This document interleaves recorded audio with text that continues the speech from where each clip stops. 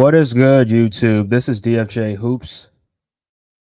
We're back again with another live. We're going to talk about Joel Embiid making his return to the 76ers. We're going to talk about how he looked in the game.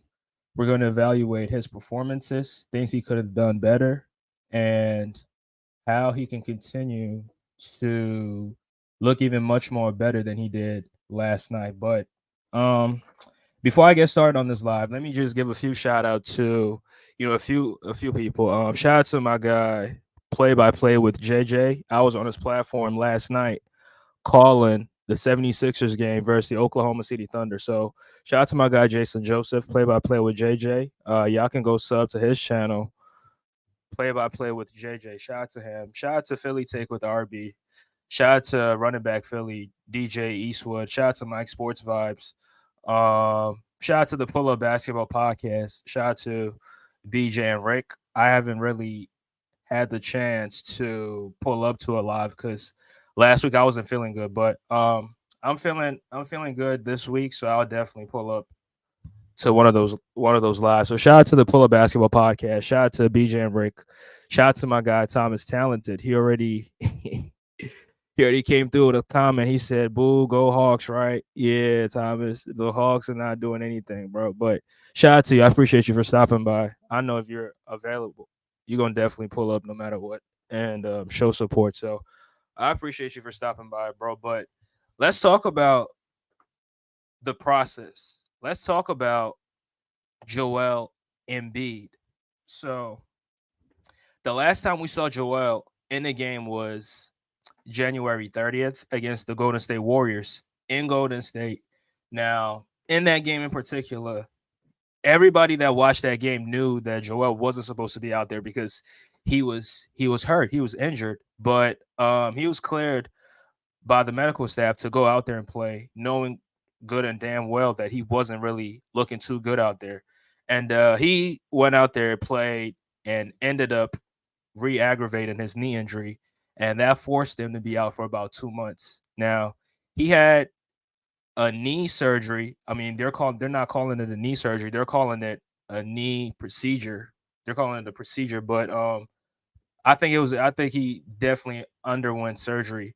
It was a knee surgery to fix that torn meniscus that he suffered in that Golden State game because I think it was a Jonathan Kaminga. Yeah, Jonathan Kaminga was going for a loose ball and he ended up diving onto Embiid's knees, and that right there caused a meniscus tear. So Embiid underwent surgery to repair that meniscus injury, and that forced him to be out for 2 months. Now, in those 2 months, the 76ers have been so terrible without him, and it was not a secret. It was just because Joel Embiid is not out there to help the 76ers win games. And the 76ers went from the third seed up until the eighth seed. They fell. They fell all the way into the play-in tournament. And Embiid returning last night was definitely a huge plus for the 76ers. Now, initially, I was one of the ones saying that Embiid shouldn't really the team should shut him down because I didn't think that he was gonna recover that quick enough to come back and play and be fully healthy and help this team win. But I was wrong. I was clearly wrong. And one thing is that I'm not scared to be wrong. I mean, I'm always if I'm wrong, I would admit that I'm wrong, and I would definitely accept the truth wherever it comes from. So clearly I was wrong watching him beat out there last night. Um you could tell that he's fully healthy. You could tell he's recovered from that knee procedure that he underwent back in February, and he wasn't really showing any signs of injuries out there. He was clearly healthy. There's only one thing that I had concern with, and that was him being out of shape. Now, I'm not really gonna blame him too much because again, he was out with a knee issue. He had a knee issue, and when you have an injury like that, when you're not, when you have an injury like that, you're not going to be able to, do the things that you necessarily need to do to keep yourself in shape because you suffered a lower extremity injury. Now, having a meniscus injury, that right there, you can't run, you can't do anything that you need to do to get your endurance up. You can't do anything that you need to do to keep you in shape. So with 2 months out there, I mean 2 months not playing, that definitely affected him in terms of his conditioning out there on the court, in terms of his endurance out there on the court. But in terms of his basketball game, he still has touch around the basket. He still shoots the ball very, very good. I mean, we're gonna get into the game a few seconds from here, but the only concern I had with Embiid out there was that he was out of shape. And a few seconds, not a few seconds, but a few minutes into the game, I think about 4 or 5 minutes into the game, you could tell that he was clearly gassed, and he was just like gasping for air. He was gasping for oxygen, and it's not anything that 76er fans need to be concerned about. I mean, the Sixers have 6 more games left in this regular season, and the Sixers will be in the play-in. So these are games that Embiid should use to get himself back into shape. And also, the Sixers have some time off, a little bit of time off. So Embiid he has to definitely use those time off to kind of like get in shape. Because my coaches used to tell me that you don't play basketball to get in shape. You get in shape to play basketball. And Embiid over here he can definitely use those off days to, work on his endurance, work on his conditioning, run up and down the court multiple times, get back in shape because the postseason it's about 2 weeks away from, I think it's 2 or 3 weeks away from today, and we're in April, so the postseason it's right around the corner. So you definitely have to do whatever it takes to get back in shape. Get your endurance correct. Embiid usually plays the entire first. He usually plays the entire first quarter, but in his first game returning, he didn't play the entire first quarter, and that was because he was out of shape and he was on minutes restriction. Now, I expected him to be on minutes restriction because he hasn't played in 2 months, and dealing with that knee injury, he wasn't going to play 30 plus minutes. Now, I don't know how many minutes he played. I can check real quick, but I don't think he got to 30 minutes last night. So I'm looking at the stats right here: 76ers versus the OKC Thunder, and Embiid played 29 minutes. So if this game had went into overtime, he was definitely not going to play in overtime because he would have met that 30-minute threshold. So he wasn't going to play in overtime. So he did just good enough to help the Sixer team win. And it wasn't just Embiid. Everybody else played their part. Kelly Oubre was a huge part of why the Sixers won last night. Tobias Harris also did his thing. Buddy Hield, Nico, Tobias. I mean, everybody else. Kyle Lowry, Cameron Payne. Cameron Payne had 10 rebounds in last night's game. So he did. Everybody just did good enough to help this team win.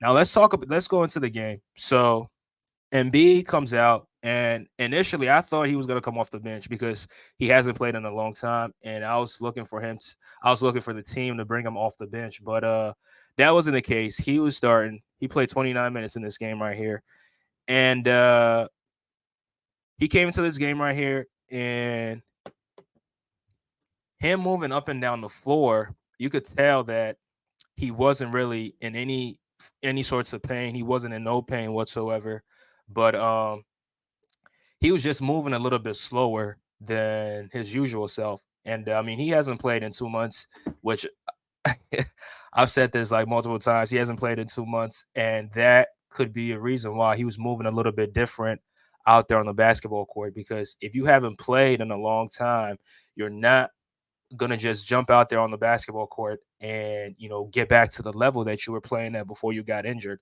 And I wasn't expecting Embiid to come out there, drop like 24 points in the first quarter or 17 points in the first quarter. I was not looking to see that because I knew that wasn't going to happen because I've been watching this game for a very, very long time, and it really takes a lot of time for you to get back to the level that you were playing at before you got injured. And I've seen that with multiple players. We've seen that with Tracy McGrady.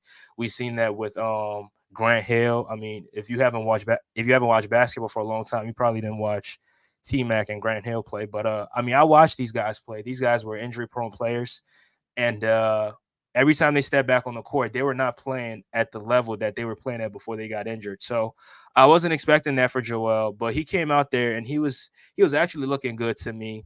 You hear rumors and you hear people saying that the 76ers are trying to force him out there to go out there and play. But clearly, if you didn't watch the game, you will probably push that same narrative. But if you watched them out there play last night, you could definitely tell that he was healthy. And the only thing that could set him back is his conditioning, his endurance. And like I said, he has time to work on it. He has time to get back in shape.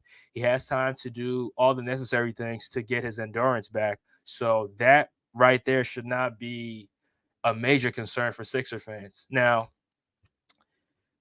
he got back on the court and he was just as good. He wasn't, he's not as great as he once was, but he was just as good. He was attracting double teams. He was making plays out of the post.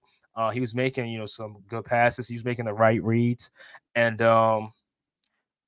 one negative from that game was he had 6 turnovers. Now, if you didn't watch the game, you will complain, but 2 of those turnovers were offensive fouls, which, in my opinion, the official shouldn't have called that foul because one of those fouls, he was just, he was just going strong down low, and he ended up making contact with Jalen Williams underneath the basket, and Tony Brothers called the offensive foul on him. And the second one, he was trying to do a spin move to spin away from the defender, but his back ended up making contact with Jalen Williams again, and they called an offensive foul on it, which I don't know why. That's not an offensive foul because he clearly was trying to spin away from the defender, but he ended up making contact with the defender, and the defender was still in motion. He was still moving.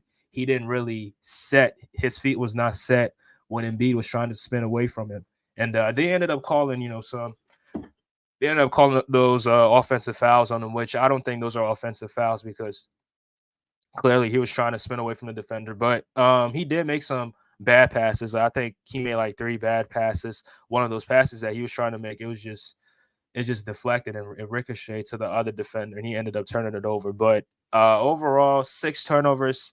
I mean, anytime you have 6 turnovers, that is terrible. I'm not gonna lie. And the 76ers ended up having, let me see, as a team, the 76ers ended up turning the ball over 20 times. Was it 20? No, I'm tripping. No, they had 16 turnovers, and Oklahoma City had only 9. Or am I? No, they had 14 turnovers. My fault, yo. The Sixers had 16, and Oklahoma City had 14. So 2 less than what the Sixers had, which the Sixers need to do a better job, and B needs to do a better job. That right there, turning the ball over. I mean, some of his passes were just it was just intercepted. And if you're a defender and you anticipate, those are passes.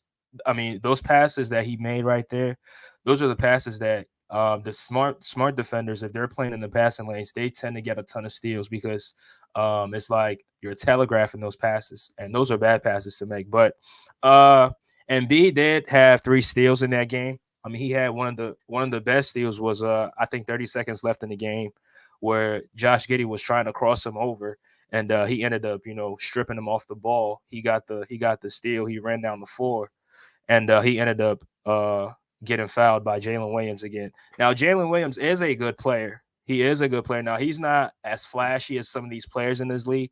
So people just look at him and say that he's not that good of a player. But Jalen Williams is a good player. And the OKC Thunder have a very good young team, and they're number 1 in the Western Conference for a reason. Now, even though SGA and the other Jalen Williams didn't play, this OKC team is just good enough. And with this core right here, they'll definitely be one of the best teams in the Western Conference for multiple years if they're able to keep this core intact. If they're able to hold on to this core, and I think they're just one piece away. Now they have Gordon Hayward, he's a veteran player, so he's definitely gonna help them. He's definitely gonna help them develop. Shout out to my guy Tuna Sports, Tuna Sports One. Y'all can go sub to his channel, Tuna Sports One. He's a Cleveland Cavaliers content creator, and he's a basketball fan too. But shout out to you. He said, "Do you think the Sixers can climb the standings now, and some teams might drop?" I don't think so, and I'm only saying that because it's only 6. There's only 6 games left in the regular season. It's too little, too late. I mean, the Sixers have lost, too many games. There are some games that they weren't supposed to lose that they lost against the Grizzlies. That was heartbreaking. Against the Brooklyn Nets, that was heartbreaking. Those games were not supposed to lose those games, but losing those games really hurt the Sixers. And there are other losses which I'm kind of like forgetting, but it's too little, too late. They'll definitely be in the playing now, unless the teams ahead of us, unless every team starts losing. If they lose all their six, I mean, some teams have 6 games, some teams have 7 games left. Now, if those teams ahead of us, if they lose all their 6 or 7 games and the Sixers are able to win theirs, then yeah, obviously the Sixers can definitely move up in the standings. But I mean, I'm not thinking that teams like the Knicks, Miami, Indiana, I don't think they're gonna lose the rest of their games for the season. So yeah, I definitely see the Sixers in the playing.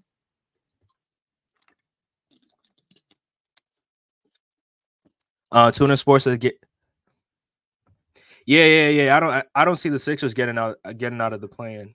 I think the best they can be is the 7th seed. Now they're currently the 8th seed. Miami's in the 7th spot, and they're doing some level of winning. They beat the Knicks, the team that you're scared of. The team that you're scared of, the Miami Heat beat that team last night. So I don't think the Miami Heat are going to lose. Now we play Miami on Thursday, and the Sixers really they need to beat Miami to tie the season series up by 2-2. Because if Miami wins that, if they win that game, they get that tiebreaker, and you never know what could happen in the very near future. Whoever faces the Sixers in the play-in is losing. Good luck. Uh, I mean, yeah, I can see the Sixers. I mean, with just one game, I can see the Sixers beating the Miami Heat in just one game. I mean, anything can happen. We saw the Miami Heat lose to the Atlanta Hawks last year in the play-in, so anything could happen. But let's talk about Joel Embiid, and I have this video right here from his first shot that he made. I posted it on my shorts, but I'm gonna just play this real quick for y'all. Just take a look at this video right here. Because people are wondering when the shoe is going to drop, but this team continues to win because of a young player as Embiid gets his first basket to go. Because people are wondering when the shoe is going to drop, but this team continues to win because of a young player as Embiid gets his first basket to go. Because people are wondering when the shoe is going to drop, but this team continues to win because of a young player as Embiid gets his first basket to go. So you saw the reigning MVP make his first shot. I mean, over the double team. Now that I mean, when he took that shot, I was saying to myself like, "Yo, that is a bad shot," but he ended up making it. So that wasn't a bad shot for him, even though it was a double team. He was being guarded by Jalen Williams, and Wiggins came in, to double, and Embiid still ended up making that shot. That was a tough shot. That definitely was a tough shot, but it's not tough for Joel Embiid because that is his game. His game is, he'll face you up, hit jump shots, get to his spots, 16 footers, 18 footers, free throw line jump shots, and that's his bread and butter. So, Embiid making a shot right there, and Embiid, attracting a ton of double teams. I mean, it was just I was talking to my guy Jason Joseph, and he was telling me how surprised he was because teams were doubling Joel Embiid.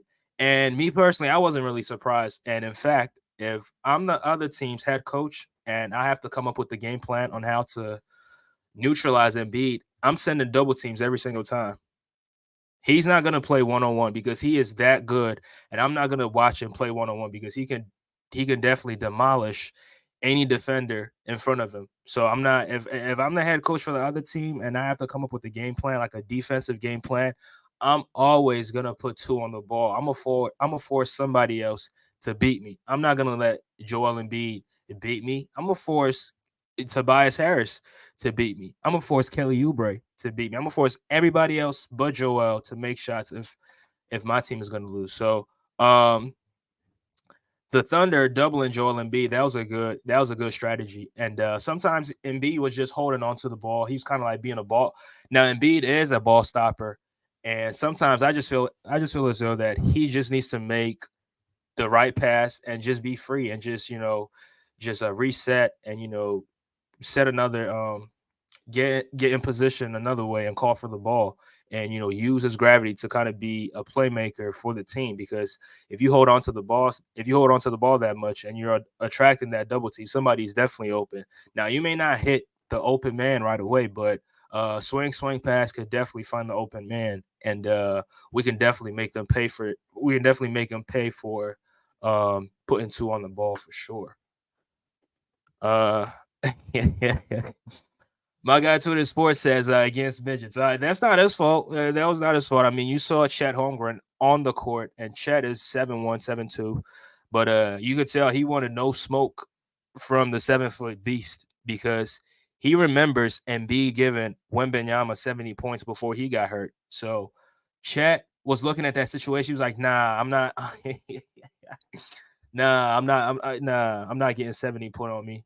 Nah." So he didn't want no smoke. Tuna Sports says, if I'm the coach, I'm putting Allen on. Bro, Tuna Sports, are you for real? Jared Allen? Bro, I always tell you what Joel Embiid does to Jared Allen. Like, bro, you can't keep doing this, bro. I hate doing this to you, bro. But you took me there. I'm gonna definitely show the picture, bro. I'm gonna definitely show the picture. And I apologize for doing this, but you pushed me to the wall, so I just got to do it to you, bro. You saw Embiid baptize your guy, and you're telling me you gonna put Allen on him, single coverage, bro. Bro, come on, man. Come on, bro. Take a look at this, bro.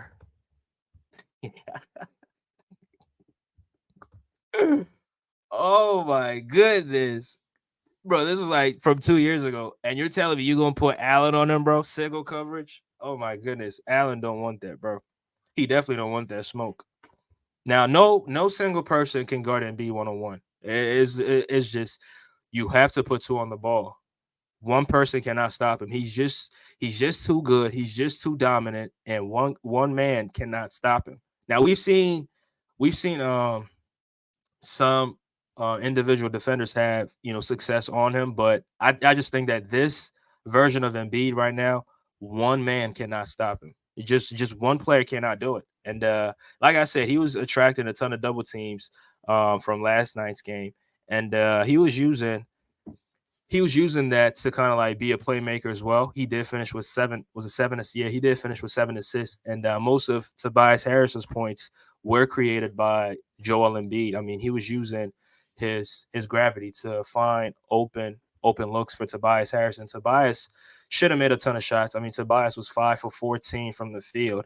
He could have made a ton of shots, but he was getting open looks from Embiid. Embiid was creating open looks for him, but he was just not making those shots. He had a wide open three, and he missed everything. That was a terrible, terrible three that Tobias Harris missed. And considering that it was a wide open look, he had all the time and space in the world to knock down that three, but he just missed it. And that it was just terrible for it was just terrible seeing him miss that shot right there. My guy Tuna Sports says Allen is undefeated versus Embiid this year. I mean, they only played once, so and the Cleveland Cavaliers twice, and Embiid was not in those games. He was hurt clearly. So that right there, that's a terrible argument, bro. That is a terrible argument, bro. He said Chet is too small. Stop, bro. He's 7'2". What do you mean he's too small? So that's what we doing now. Now if you're 7'2", you're a little. Come on, bro. You can't be doing that. We're not doing that, bro. We are not doing that. Um, he said cute picture though. Bro, that was from 2022. That was not from 5 years ago. So stop it. 5 years ago, Jared Allen was not on the Cavs. So stop it. Just stop it.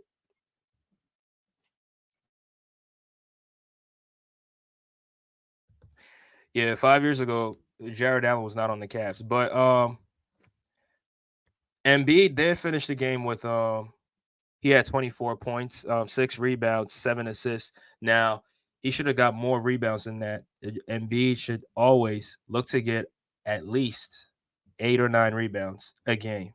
You know, Cameron Payne cannot be getting all the rebounds. Cameron Payne played 29 minutes and he grabbed 10 rebounds. So that right there, Embiid should have got more rebounds. But the assist is fine.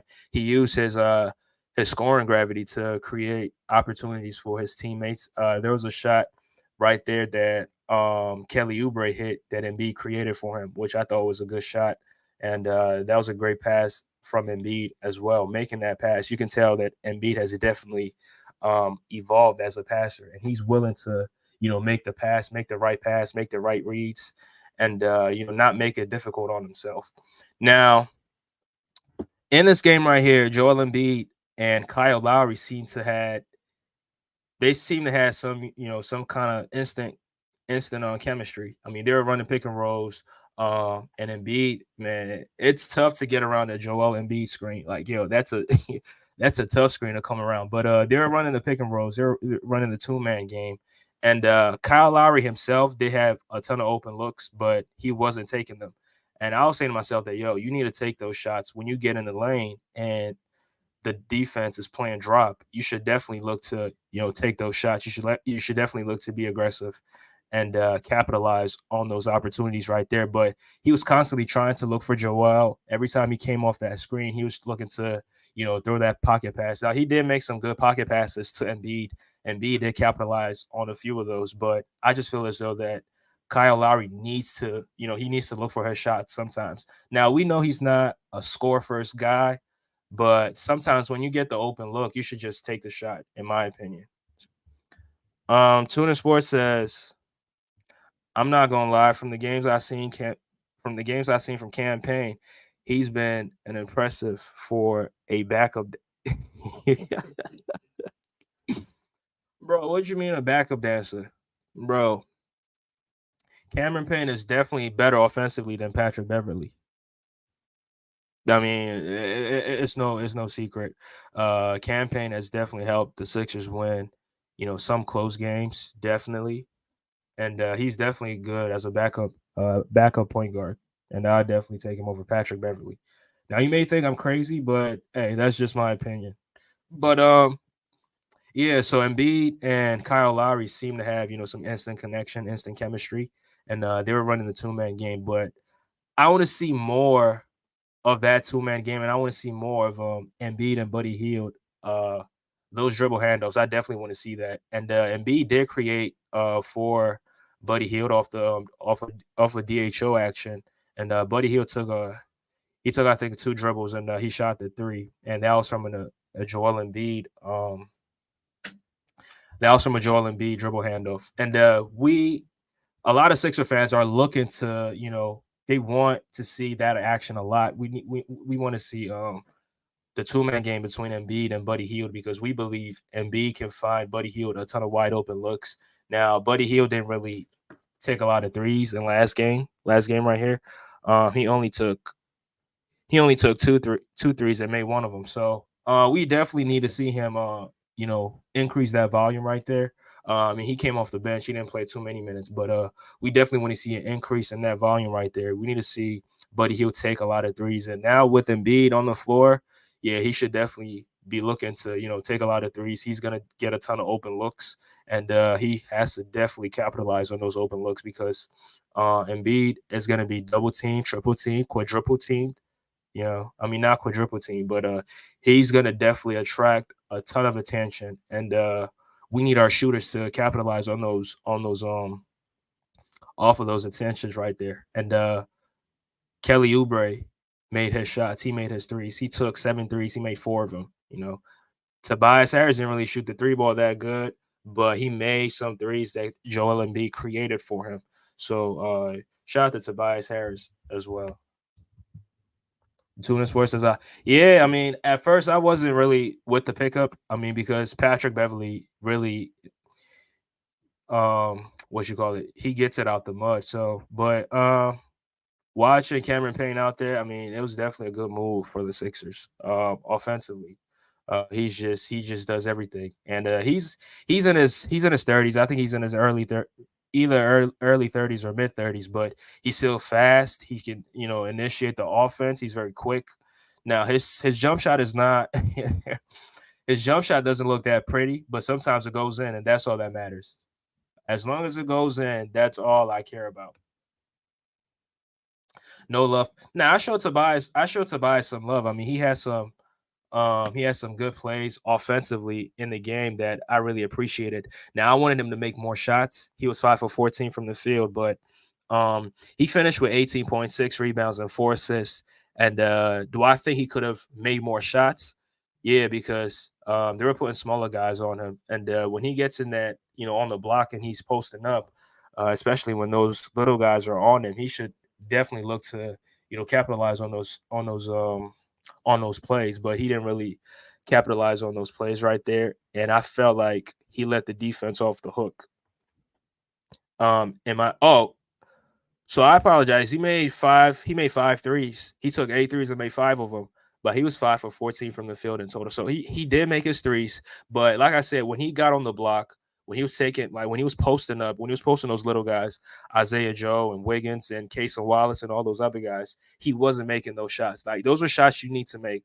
You need to capitalize on those opportunities, because if you don't, you're just letting the defense off the hook. So shout out to Tobias. I mean, he finished with 18. He finished with 18 points. So shout out to Tobias. Shout out to Tobias, man. He did have some defensive stops. Now Tobias is not the best defender out there, but he did have some stops. Had some good rebounds as well. But let me talk about this last thing on Embiid, and we can get up out of here. But Embiid did look good. Now, watching this game right here, Embiid took 12 free throws. He finished with 24 points. So half of his points were from free throws. Now, I did say that a lot of people are going to complain about the free throws that he shot. And lo and behold, people were talking about it, calling him a free throw merchant, calling him this, calling him that. And I'm like, yo, when the Lakers attempt 49 free throws, nobody cares about it. But we're going to focus on Embiid right here. And he was getting fouled. He was getting hacked. He was getting bear hugged. But people are not going to watch the game. They're just going to go straight to the box score, look at the free throws attempted, and call him a free throw merchant. But if you didn't watch the game, you're not going to get the whole context of it. And let's not get this wrong. Great scorers go to the free throw line. It's not no secret. LeBron goes to the free throw line. Michael Jordan was going to the free throw line. He was attempting, in his prime, he was attempting 10, 11, 12 free throws. Giannis gets to the free throw line, but nobody cares about it. SGA gets to the free throw line. Nobody cares about it. Nobody talks about it. But when Embiid gets to the free throw line, it's an issue. So, I mean, I don't know. I don't care what anybody else says. He's getting fouled because he is that. I mean, look into this one, man. He said he's a free throw merchant. I don't care what you say. I mean, bro, because he's getting fouled. I mean, guys are hacking him on the hand. Guys are bear hugging him. I mean, yeah, he is getting fouled. So when you get fouled, you get to the free throw line. And like I said, was Michael Jordan a free throw merchant? Because Mike was averaging, 11, 12 free throws in his prime. So if he's a free throw merchant, if LeBron was a free throw merchant, if Giannis is a free throw merchant, then okay, cool. I'm not gonna argue that, but yeah, he did get to the line. He made all his free throws, and like I said, Embiid definitely has his touch from the free throw line. He still has his touch from around the basket. Now,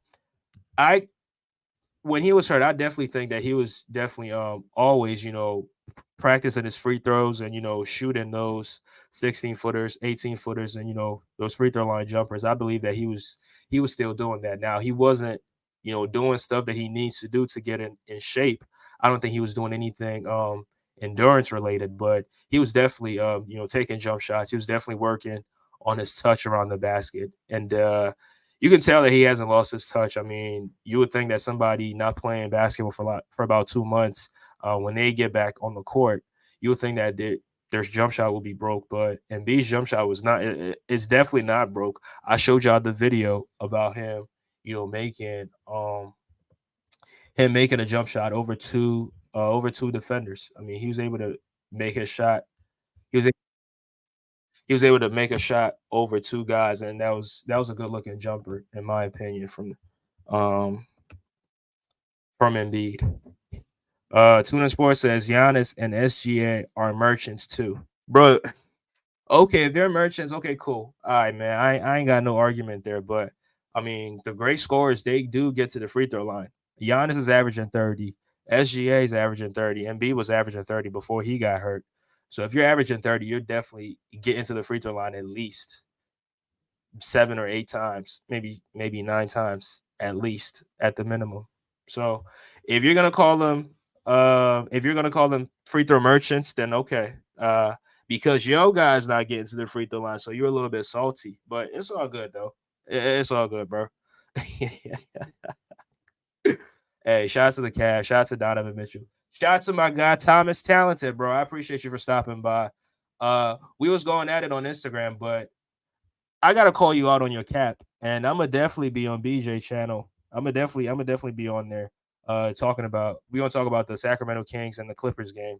I do have a lot to say about that game right there, but he says, are the 76ers upsetting the Cavs?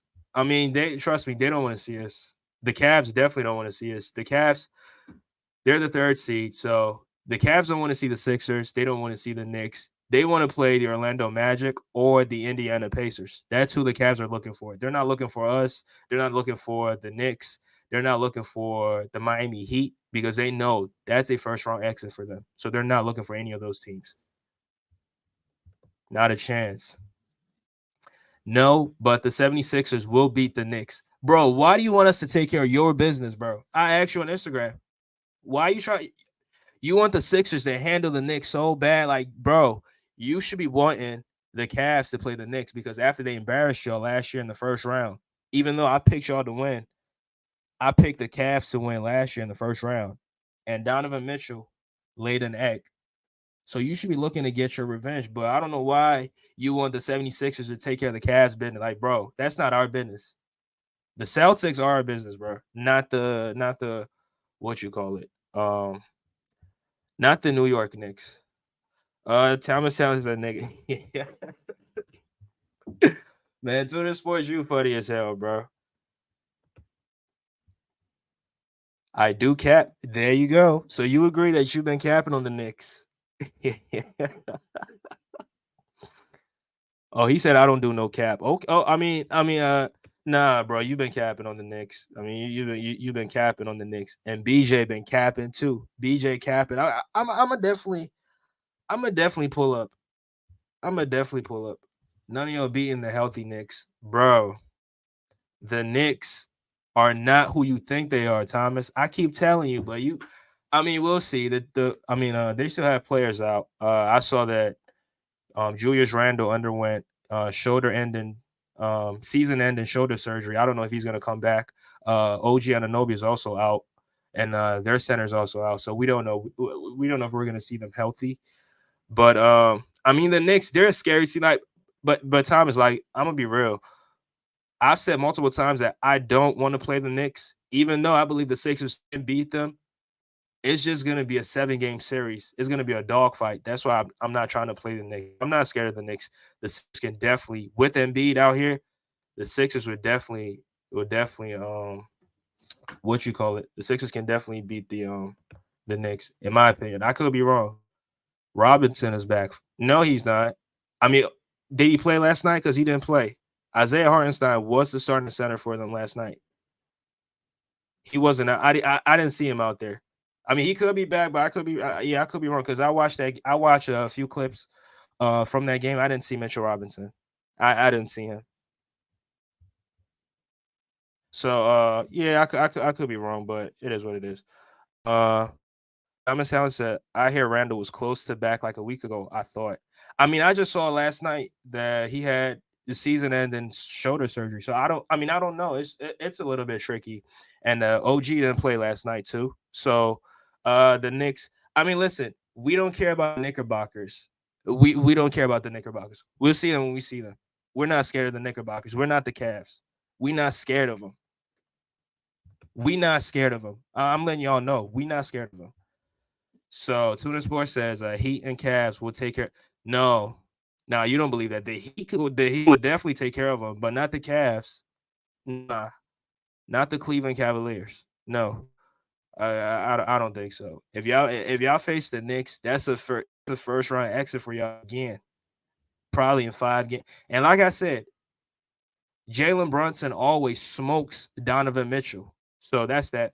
But let me talk about the last parts of this game right here with Joel Embiid, and we can talk about anything else. But uh, things I think Embiid needs to get better at is make better passes, make quick passes, make the better reads every single time. Because like I said, those 4 turnovers that he had, not the offensive fouls, but those 4 bad passes that he was trying to make, those were just, if you play against any smart defender who plays in the passing lanes, they'll definitely pick up those passes every single time because you're telegraphing those passes. And just make your plays, make him quick. And Embiid he is a ball stopper, to a certain degree. But sometimes you just need to, make the pass and be free, because you can't, like my coaches used to tell me, you can't outrun a double team. If you're getting double team, just pass the ball and be free and get into a secondary position. Don't try to, do too much. Don't try to run away from the double team. That's what Maxey used to do sometimes. Maxey, who didn't play in this game, he's dealing with a calf injury. Hopefully he's good to go against the Miami Heat on Thursday night.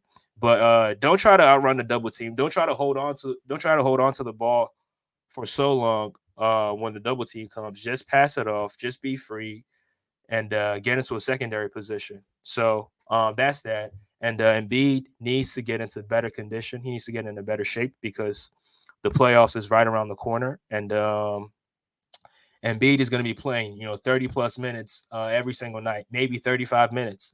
Playing for Nick Nurse, you're going to play a ton of minutes. He plays his best players a ton of minutes. So Embiid should definitely look to try to get in better shape. He should look to get his endurance level up because the playoffs is right around the corner. Here you see Joel Embiid and former 76ers player Isaiah Joe, who's one of the best shooters for the OKC Thunder. And I don't understand why the Sixers cut him. The Sixers cut him because they were trying to get under the luxury tax, but it was a bad move because Isaiah Joe is one of the best players. One of the best shooters for the OKC Thunder. And if he was on the Sixers, he would definitely give the Sixers some solid production off the bench for sure. But yeah, I think those are the 2 things that Embiid needs to do: make the better passes quicker and make the better reads, and try to get into better shape. And hopefully the Sixers can get back their players, and they could make when they get into the postseason. Anything could happen from there. I'm not saying the Sixers are going to the finals. Like I told Tuna Sports, if the Sixers get in the postseason, I'm not going to favor them in any postseason matchup. If they play the Milwaukee Bucks, me personally, I'm not going to favor them, but that doesn't mean that they can't win. If they play the Celtics, I'm not going to favor them, but that doesn't mean that they can't win. They could definitely win. They could definitely pull off the upset. I don't think teams are head and shoulders better than the Sixers. Now, people might go for the Knicks because the Knicks, they have a deeper roster. Like my guy Thomas Talented is saying in the comment section right there. He's so sold on the Knicks, but the Knicks would definitely let him. They'll definitely let him down, and they'll definitely let him down for sure. But he says season ending. Oh, okay. If that's the case, then yeah, I told y'all if healthy, bro. Nah, they not. They're deep. They're loaded. If they're missing just one player, they should be fine because they have a deep roster, like you said. So we not doing if healthy, bro. We not doing that. I'm not buying that, bro. Oh my goodness. We have too many. Y'all don't have too many shooters. If y'all okay, did y'all have too many shooters last year? Why did y'all lose? And Thomas Talented says the Cavs stand no chance against the Knicks. No chance. Jalen Brunson by himself. Jalen Brunson against Donovan Mitchell. I'm going for Jalen Brunson, even though Donovan Mitchell's a better player Jalen Brunson. I just feel as though that Jalen Brunson has the heart and he's willing to go. He's willing to go the extra mile to win. I saw him smoke Donovan Mitchell in Utah, and I seen him smoke Donovan Mitchell in Cleveland. So I'm gonna definitely favor any team if Jalen Brunson goes up against Donovan Mitchell. I'm definitely favoring Jalen Brunson to win for sure. And B will make. Yeah, he always does. He always does, and he did make life easy for a few players. I mean, Kelly Oubre has 17 points. He finished with 25, but he did have his 17 in the fourth, and he definitely benefited off of Embiid's gravity out there on the floor because he had you know, wide open lanes to the basket, and he definitely took advantage of it. And he did make shots. He attempted like 5 free throws, and he was able to get those 5 free throws to go as well. So yeah, Embiid. I mean, what you call it? Kelly Oubre definitely benefited off of Embiid being out there on the floor for sure. And I mean, that's what the best players do. I mean, they give their teams the best chance to win. So I'm just glad. I'm glad that he's out there. And if you actually watch them out there play, there's no way that you can tell me that the 76ers were forcing him to be out there. Now, if you're pushing that narrative, that's a terrible narrative. Now, I saw somebody try to push that narrative last night video. I pulled up, I commented, but he hasn't replied to me. But the 76ers are not forcing Embiid to go out there and play. He's healthy. He's healthy. He's not showing any signs of injuries out there, and he can clearly play. Only issue is that he's out of shape. And he's only out of shape because he hasn't played in 2 months. Now, he could definitely get his endurance up. Like I'm saying, he can definitely get back in shape. But him, showing signs of knee injuries, like I didn't see that. I didn't see that. I just saw him gassed out there. But him being hurt, he's not hurt. He's definitely not hurt. Yeah, he's getting back. Yeah, like, I'm not putting too much on him. Like this is his first game back, like 2 months. So I'm not putting too much on him. But I was definitely glad that he was out there for the Sixers for sure. And be back, I got Sixers over the Bucks. Bro, don't jinx us, bro. Bro, don't talk about the Sixers, bro. Bro, you trying to jinx us. Nah, don't jinx us, bro.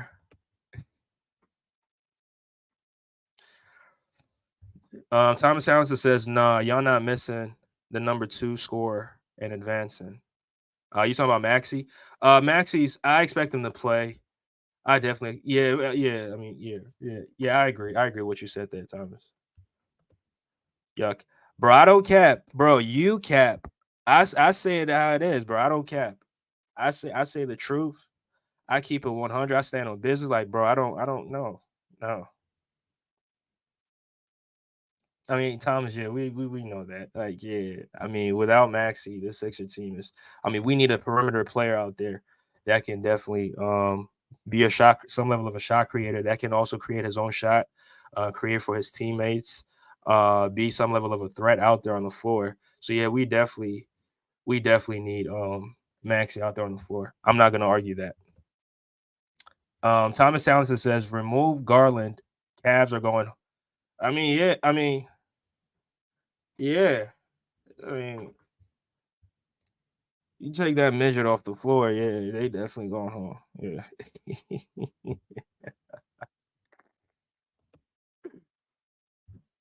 Yeah. I mean, I don't think anybody thinks otherwise, Thomas.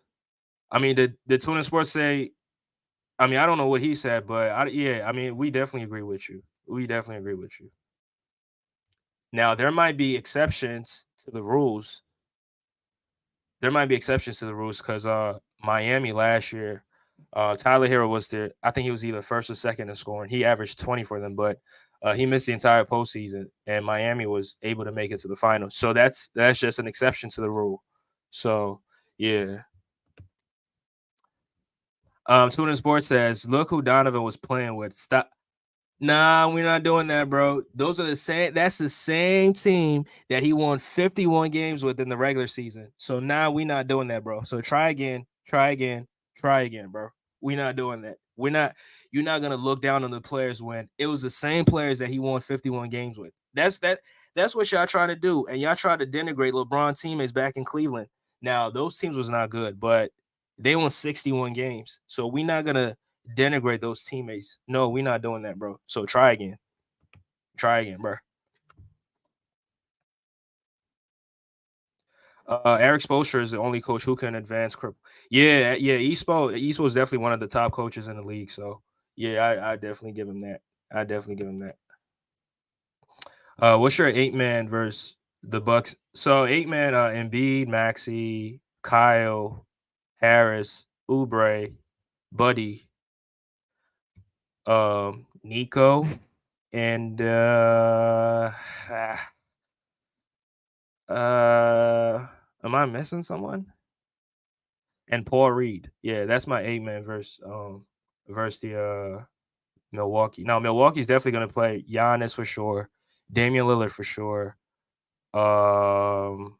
Brooke Lopez, Pat Connaughton, Bobby Portis, Patrick Beverly.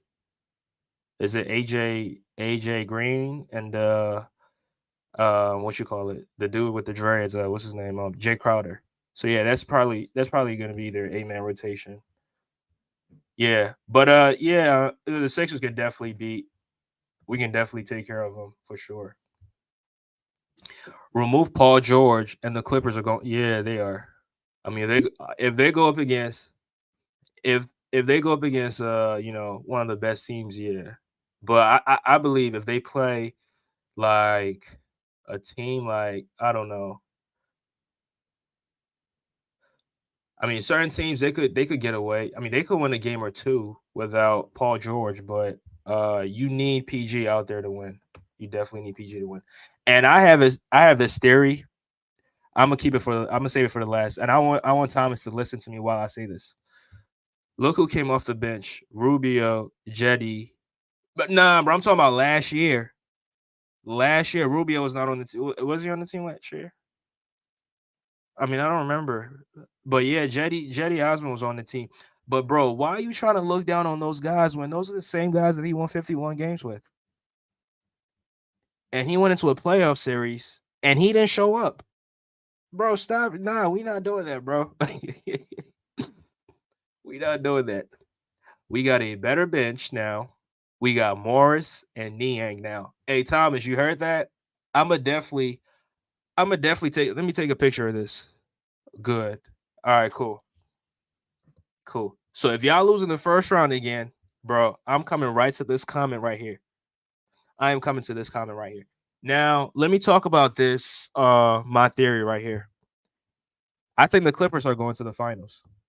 Now, I told Tuna Sports that the Clippers and the Phoenix Suns are going to be in the conference finals. I'm standing on it, but I think that the Clippers are going to the finals. Now, why do I think that? The Clippers going to the finals revolves around the 76ers. Now, what do I mean by that? So the Sixers have a history where they trade these players, and these players end up the next year, they end up going to the finals. Now, the first one was Wilt Chamberlain in 1968. The Sixers traded Wilt Chamberlain to the Lakers, and the next year, 1969, the Lakers end up going to the finals, but they lost to the Bill Russell-led Celtics. Now, that's number one. Number two, in 1992, the Sixers traded Charles Barkley to the Phoenix Suns. What happened to the Phoenix Suns in 1993? They went to the NBA Finals, but they ended up losing to the Chicago Bulls and Michael Jordan. I can give you a third one, Jimmy Butler. The Sixers traded Jimmy in 2019. And what happened in 2020 to the Miami Heat? They end up going to the finals. But guess what? They lost in the finals to the Lakers and LeBron. So the Sixers traded James Harden to the Clippers, right? So that means if I'm going off the three instances that I just named, the Clippers will definitely get to the finals, but the Clippers will come up short in the NBA Finals. And that's what I believe. I'm standing on it. Thomas, I hope you heard this. I'm going to definitely reiterate this on BJ's platform later on today. He's going to talk about the Clippers and the Sacramento Kings. But this is a theory that I came up with, and I'm sticking with this theory right here. I'm going to be a conspiracy theorist for the first time because I believe that the Clippers are going to the NBA Finals. To the sports says, so you telling me there's a chance for the Clippers for sure. The Clippers are going to the finals because when the Sixers trade a player to any team, that team ends up going to the finals. We've seen that with Wilt, we've seen that with Barkley, we've seen that with Jimmy, and we traded James Harden to the Clippers, so we should definitely see that. Now, it doesn't always happen. There's exceptions to the rules. I mean, the Sixers traded Allen Iverson to the Denver Nuggets, and they lost in the first round. So that's an exception to the rule. But I believe the Clippers are going to the finals this year. I'm standing on it. I believe it. Twitter Sports says it's true, but this is a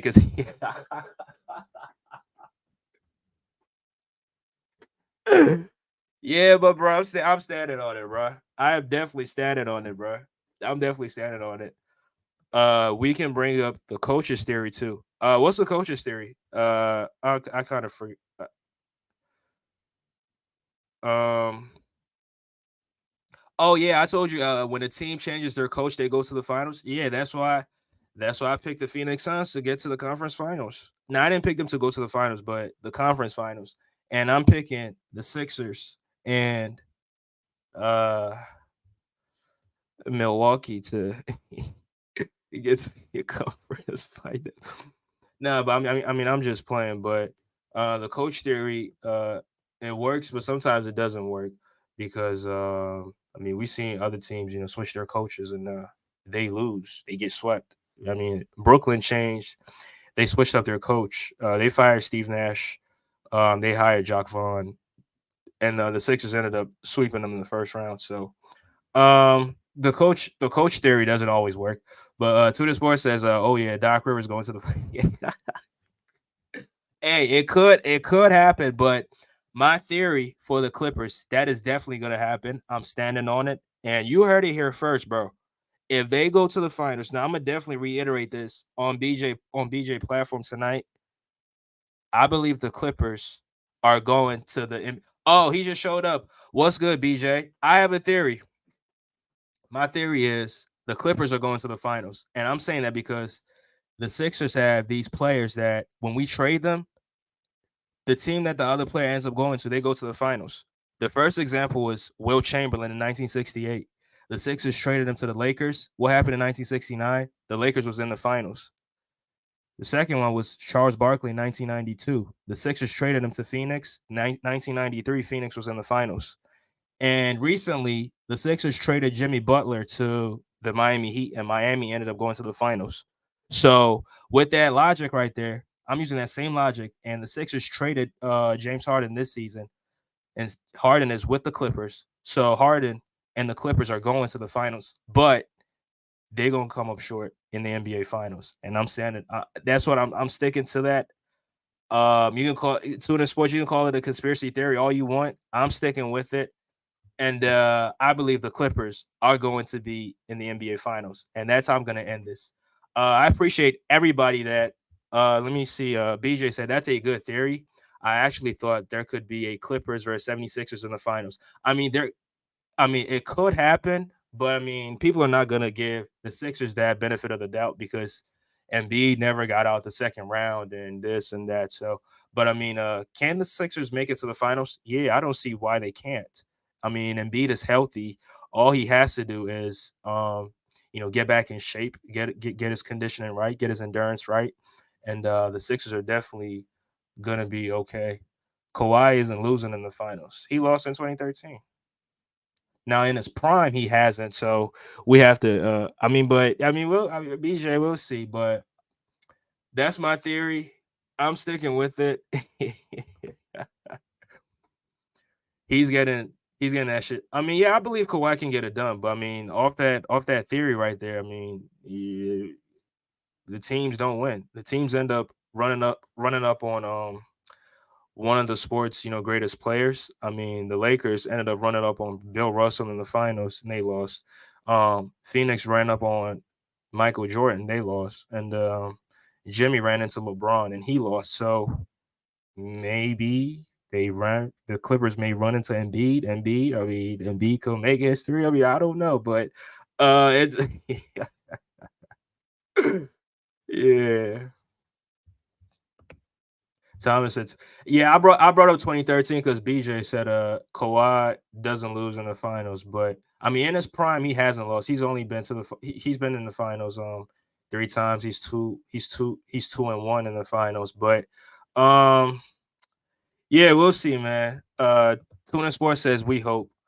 Yeah, Tuna Sport. I know you scared because you don't want to see the Knicks. I know you don't want to see the Knicks. You scared of them.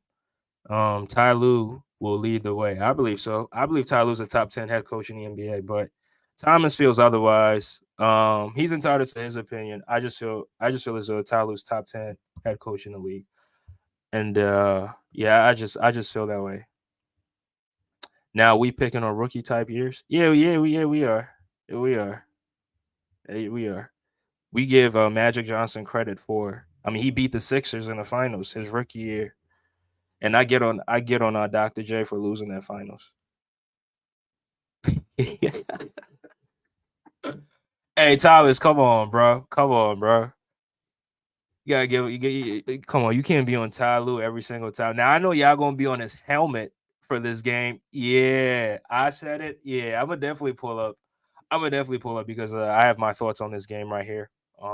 Yeah, Sacramento was missing Kevin Herter and Malik Monk, and there's no the six. I mean, I said Sixers. The Clippers were missing Kawhi Leonard, but the Clippers should have definitely won that. But I mean, what you call it? Sabonis going 20 rebounds. Dang.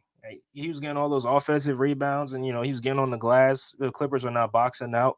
Um so we can blame the player, we can blame the players, we can blame Ty as well.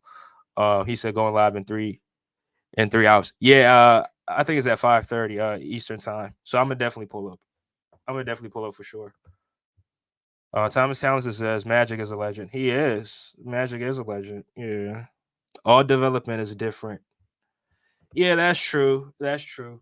And but Kawhi should have made those free throws down the stretch in 2013. So I'm gonna definitely get on his ASS on those free throws for sure. That's here we go. Hey BJ, we not gonna talk about this right here. We gonna talk about it later on your show. So I'm gonna definitely pull up. I'm gonna definitely pull up for it. He said Magic Prime was early, but his prime wasn't long as others. His prime. Yeah. I agree with that. I agree. I mean, Magic played like how many? He came in '79. He first retired in '90 after the '91 finals, and then he came back in '96. I think his prime started from 1983 to 1980. I mean, not dang. I'm gonna say his prime started in 1982 to 1990. That's when I think his prime. That's when I think his prime ended. Yeah, I'm gonna definitely say 1982 to 1990. So an 8-year prime. That's not bad. That's not bad for Matt. I mean, what you think, Thomas? I could be wrong, but I think his prime started in 1982. Yeah, let him know. Let him know. Tuna Sports. The playoffs is where Ty Lue shines. Yeah, yeah. I agree. Yeah, I agree too. But uh, I'm gonna end the show right here. We're an hour and 7 minutes in. We talked about Joel Embiid. Him making his return. He looked out there. He looked very good out there. He wasn't showing any signs of injuries. He wasn't, limping. I mean, his last game, which was January 30th against the Golden State Warriors, he was out there limping, and he was going for a block, and he literally his knees gave up on him. But in this game right here, he wasn't showing any signs of injuries. Only thing is, he was out of shape. He was gassed. I think 5 minutes into the game, but if you haven't played in a long time, you would definitely be gassed. So that's my only concern on Embiid. Hopefully, he can definitely get back in shape, get his endurance up. The playoffs is only 2 weeks away from us, so hopefully Embiid can do the necessary things to get himself back in shape, and hopefully, damn, be just like that.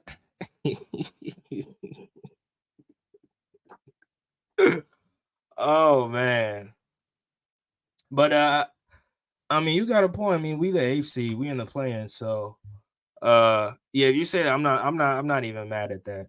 Trust me, I'm not mad at that. But y'all might see us in the playoffs, and my theory might be true, and then the Sixers might win. But we'll never know. But I appreciate everybody that stopped by. I appreciate BJ, the Pull Up Basketball Podcast. Y'all can go sub to that channel, the Pull Up Basketball Podcast. It's a Clipper channel, but they talk about other basketball stuff. Shout out to Tuna Sports for pulling up. He's a Cleveland Cavaliers content creator. Y'all can go sub to his channel, Tuna in Sports One. He's a Cleveland Cavaliers content creator. Shout out to my guy shout out to my guy Thomas Talented. Get my shine on. I appreciate you for stopping, bro. I appreciate you for stopping by. And yeah, I definitely catch you on the next one.